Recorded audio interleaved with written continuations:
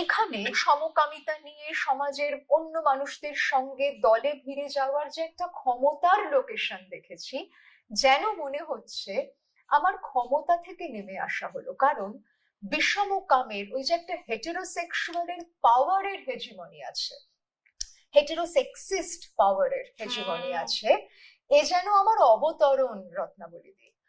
ফলত আমার নিজের এই সমকামিতার যে একটা মুখ আমি দেখতে পেলাম, আমি সেটাকে দেখে নিজেই সেখানে আটকে উঠছি। কারণ এই আমিটা তো আমার পরিচিত আমি নয়, এবং এ আমি খুব সমাদৃত আমিও নয়, এ আমি খুব ক্ষমতাসীন আমিও নয়। আমার সেখান থেকে আদতে যন্ত্রণা। আমাদের কনফর্মিটি আদতে ভালো লাগে, কারণ কনফর্মিটি আমাদের অনেক সুবিধে দেয়, একটা স্বস্তি তো অবশ্যই দেয়। নিশ্চয়ই। আমাদের কারুর সংখ্যালঘু হতে ভালো লাগে না রত্নাবলীতে। তাই জন্যই তো আমাদের মাইনরিটি প্রোটেকশনের আইন আনতে হয়।